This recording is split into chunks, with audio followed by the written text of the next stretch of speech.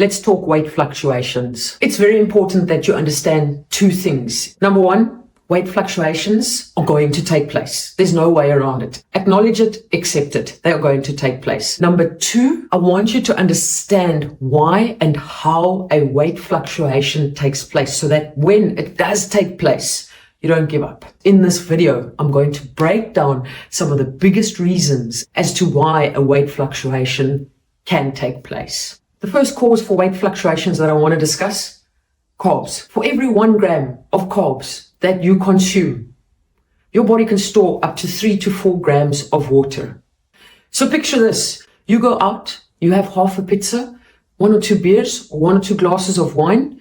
Those carbs in that pizza can mean that tomorrow morning you weigh 1 or 2 kilograms more than what you did the night before. Not because you've gained 1 or 2 kilograms of fat. No. It's because you ate extra carbs, more carbs than what you usually would, maybe. Now your body is holding on to water. Please, don't let it throw you off track. Stay calm. Proceed as per normal. The next thing that causes a bit of water weight within your body, sodium. When you consume more sodium than usual, you get a high level of sodium in your body. The body then holds on to more water to get an equal level of sodium and water within your body. Meaning that water that your body is holding on to, what does that do?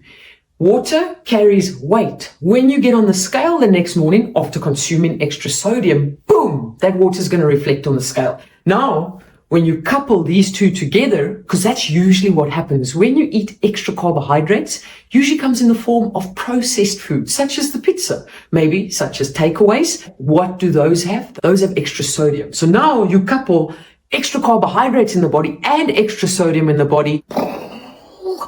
A lot of water weight that then reflects on the scale. And this is where tracking your calories in the beginning can be quite beneficial, because as soon as you see a fluctuation on that scale, you can go back to your calorie logs and you can check exactly how many calories you have consumed. If you have not consumed a surplus of 7,700 calories, that is not a kilogram of fat gain. To gain 1 kilogram of fat, you have to consume 7,700 calories in a surplus. Now, full disclaimer, I know 7,700 calories in a surplus sounds like a lot, but those calories are sneaky little bastards and they can accumulate. The third thing that is known for the body to hold on to water to is your menstrual cycle, your periods. Every single woman can be different in this area.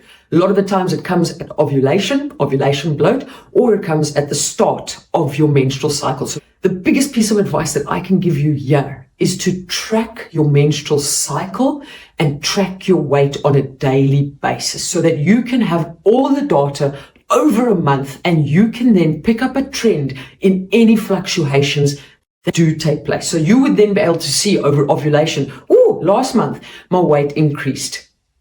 Or at the start of my period last month, that number on the scale went up by 1.1 kilograms. And month after month after month, you can track this data and you will soon see a norm, because now you've picked up on the trend. It won't freak you out anymore. You won't panic. You won't throw it in the fuck it bucket. Another thing to be aware of at the start of your period is a lot of the times we do get the munchies. So when we get the munchies at the start of our period, we often consume a little bit more carbohydrates. So now we've got and water weight from a little bit of extra carbohydrates. The fourth thing that causes very regular fluctuations on the scale is weight training. So when you use your muscles and you start lifting heavier weights, your muscles get little micro tears in them. What happens then is the body stores water around those muscles to repair, recover, and grow them. In short, that is what happens. Meaning that extra water in your body can then reflect on the scale as weight. Like I said, there is no reason to panic.